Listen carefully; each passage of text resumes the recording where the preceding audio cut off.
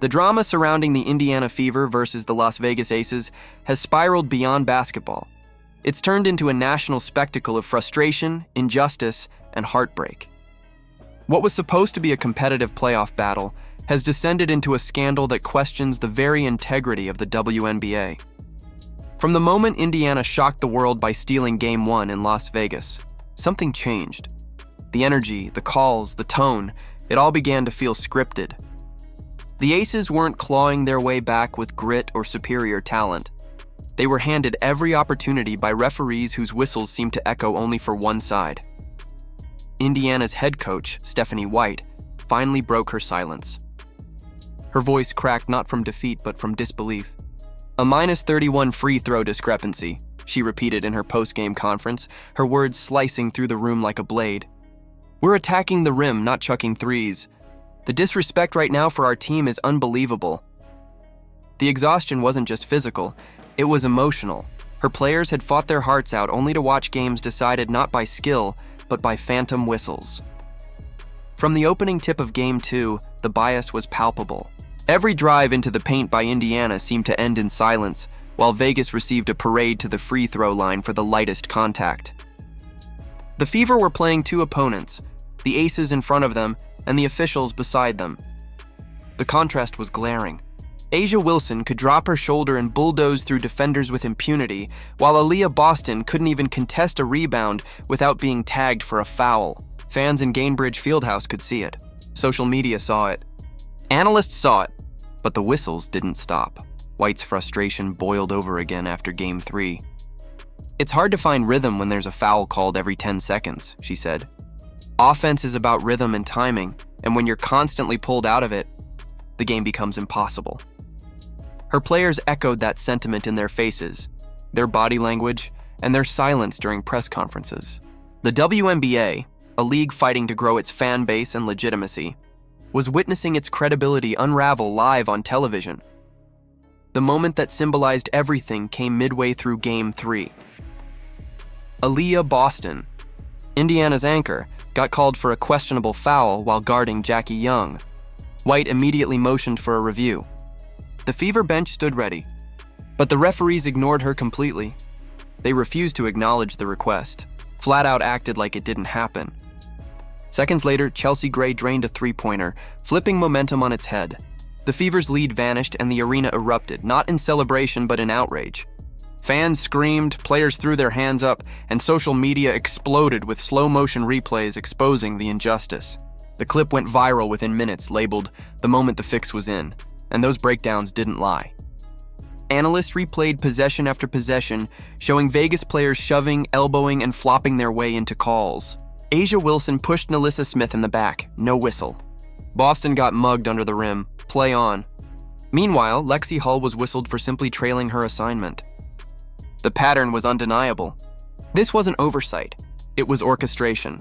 Yet through it all, Indiana refused to crumble. That's what makes this team special. They could have folded, lost their composure, and accepted defeat. Instead, they fought harder.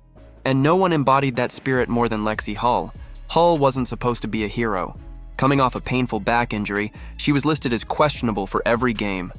Her warm-ups were stiff, her movements slow, and yet once she checked in, everything changed. In what will be remembered as one of the gutsiest performances of her career, Hull delivered 16 points, 10 rebounds, 4 assists, 2 blocks, and a steal, all while shooting 6 for 10 from the floor. Those weren't just numbers. They were a declaration of defiance. Every shot she hit injected life back into the Fever. Every rebound reignited hope. Every fall to the hardwood reminded fans what true heart looks like. The Gainbridge crowd saw it. They roared for her, not just because of her stats, but because they recognized courage. Every time a Vegas player was gifted another trip to the line, Hull answered with a three-pointer or a defensive stand. Even as officials tried to suck the energy out of the building, she brought it roaring back. She became the heartbeat of a team that refused to surrender. But that's what made the night even more tragic. Hull's incredible performance should have been the headline. Instead, the narrative was hijacked by referees and controversy. The spotlight that should have been on her bravery instead illuminated the league's failures. And in that sense, Hull became the perfect symbol for the Indiana Fever themselves, overlooked. underestimated and constantly fighting against forces beyond their control. Meanwhile, on the other side, the supposed MVP of the league, A'ja Wilson, was having a nightmare game. 1 for 11 by halftime. 13 points on 20 shots by the end. She missed 11 straight field goals at one point, yet somehow her team still won. How? Not through her dominance, not through execution, but through officiating that refused to let Indiana's defense stand tall. Aaliyah Boston played her heart out, smothering Wilson possession after possession. But instead of being celebrated, she was punished for playing defense too well. Watch the tape, and it's all there. Wilson throwing elbows under the basket, undercutting players on box outs, flailing for calls, and getting them. Every bit of contact that Indiana made was a foul. Every bit of contact that Vegas made was good defense. When the box score closed, Wilson had just one free throw attempt, and her coach Becky Hammon still complained about officiating. The irony was staggering. The Aces had been gifted trips to the line all series long, yet still wanted more. Even the media seemed complicit in the narrative cleanup. While Boston's defensive masterpiece should have made headlines, analysts glossed over Wilson's inefficiency, focusing instead on her leadership and intangibles. They praised Vegas's depth, conveniently ignoring the imbalance that allowed them to survive Wilson's worst game of the season. That's why Stephanie White's post-game eruption wasn't just about one game. It was about the bigger picture, a season-long pattern of officiating that has turned the WNBA into a league where fairness feels optional. She didn't hide behind cliches or coach speak.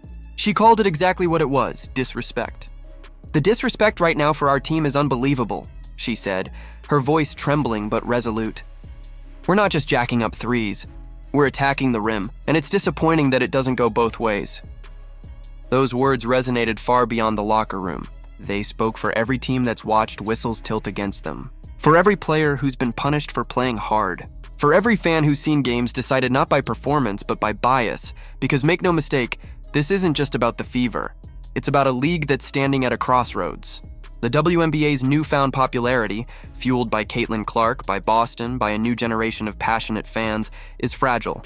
Those same fans tuning in expecting excitement are now questioning whether the league even wants fairness. Commissioner Kathy Engelbert's silence has only made it worse. Instead of addressing the obvious, she's letting the controversy fester, hoping it will fade away. But thanks to Stephanie White, it won't. White's demand for a league-wide investigation into officiating is more than justified. It's necessary. The credibility of the WNBA depends on it. Fans are tired of seeing superstars like Boston and Clark get hammered in the paint, while others are gifted phantom fouls. They're tired of watching great games reduced to farce by uneven officiating. And they're especially tired of the league pretending not to notice. Let us know down in the comments below if you think the WNBA will finally clean up this mess. Do you believe Stephanie White's outburst will spark real change? Or will the league continue pretending nothing's wrong? Like, subscribe, and turn on all notifications so you never miss the next video, because this story isn't over yet. The truth is still unfolding, and the Fever's fight for fairness has only just begun.